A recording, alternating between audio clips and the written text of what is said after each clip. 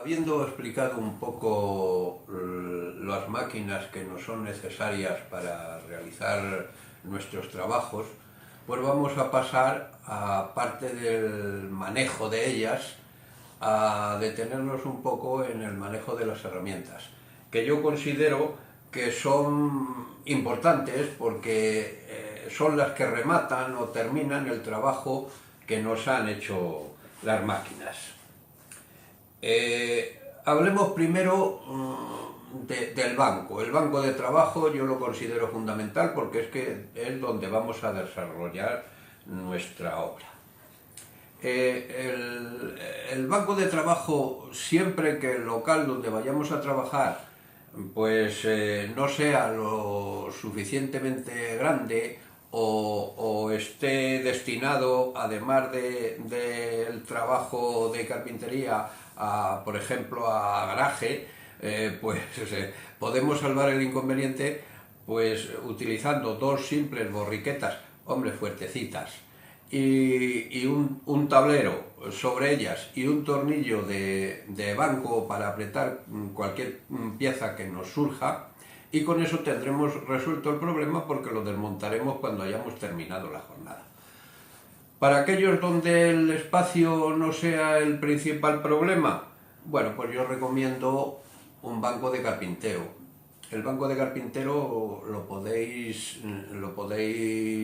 adquirir o bien lo podéis hacer naturalmente con la ayuda de las máquinas que hemos hablado.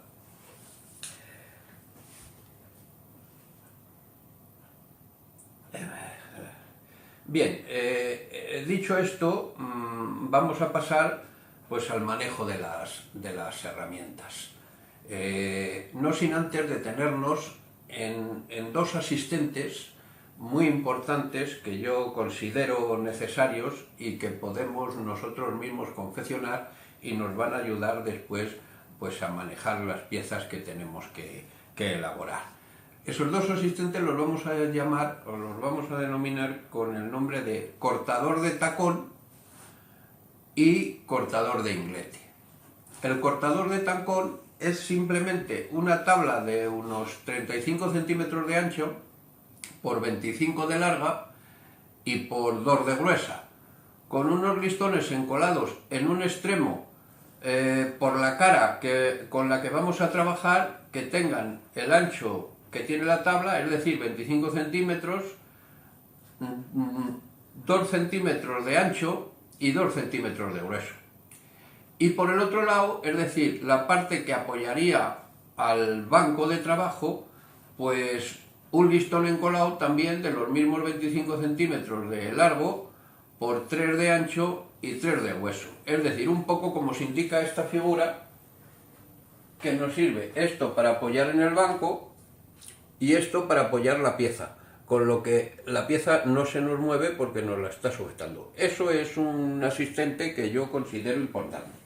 El otro asistente, que como veis aquí es una especie de U, pues lo podéis confeccionar con 3 tablas que pueden tener unos 25 centímetros de largas por 8 centímetros de anchas y 2 centímetros de gruesa.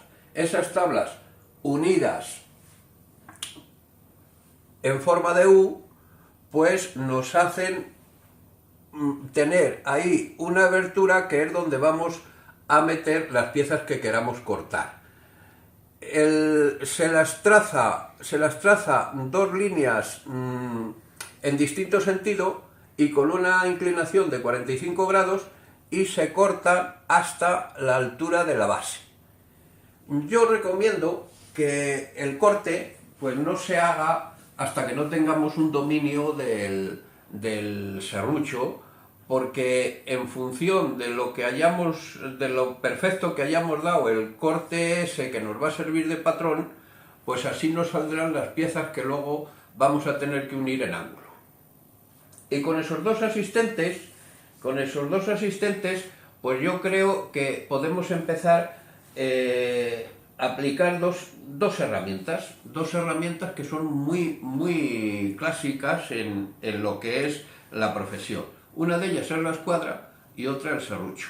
Yo lo que quiero es que cojáis soltura con la escuadra, porque la escuadra es una herramienta que nos va a trazar después escopladuras, espigas o simplemente corte, pero que hay que manejarla con una cierta habilidad para que los trazos que nos transporte sean lo suficientemente bien hechos como para que el corte después o la caja que tengamos que hacer pues quede en debidas condiciones. Mirad, por ejemplo, una de las cosas que tenemos que hacer para ir practicando con la escuadra es coger dos tablas más o menos de estas medidas, 45 o 50 centímetros de largo, 6 de ancho y 4 o 5 centímetros de gordo.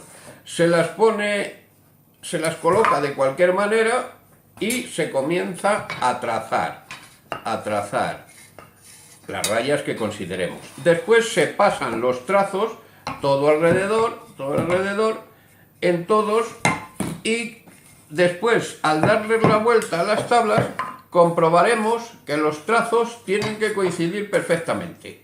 Si coinciden perfectamente, lo habremos hecho bien. Y si no coinciden perfectamente, pues algo se nos habrá ido pasando, como por ejemplo no haber puesto bien enfrente el trazo y eso irlo arrastrando para que luego nos salga como tiene que salir. Una vez que ya tengamos eso bien hecho, pues podemos pasar a otra práctica. La otra práctica puede ser un listón un poco más pequeño, de unos 50 centímetros de largo por 3 centímetros de ancho y 3 centímetros de grueso, al que le vamos a trazar una parte que es la cara y las dos partes de los laterales. Estos trazos los vamos a separar como unos 5 milímetros o 6 uno de otro y podemos trazar 10 o 12 cortes los que queramos. ¿Qué ocurre? Que una vez que lo tenemos trazado vamos a hacer las prácticas ahora con el serrucho. Y es decir, vamos a ir cortando con el serrucho por donde hemos trazado. El serrucho de costilla, que es el más normal, por donde hemos trazado. Y eso lo vamos a hacer sin llegar a bajar el corte del todo, para que no quede eso suelto. Si eso lo hacemos así y damos todos los cortes que tengamos que dar y no se nos ha roto ningún trocito de esto, se nos ha saltado, quiere decir que hemos dado los cortes perpendiculares y los cortes bien. Si se nos ha roto alguno, es decir, no lo hemos hecho como lo teníamos que hacer, pues repetimos la función hasta que dominemos un poco la muñeca, que es la que manda al serrucho ir por donde conviene ir. Os daría una explicación de cómo se puede eso hacer bien, hasta que eduquemos la muñeca, como os he dicho. Y es sencillamente que mientras estáis dando el corte, miráis por la parte alta del serrucho y que no veáis ninguna parte de la cuchilla por ningún lado. Eso quiere decir que el corte va perfectamente en particular.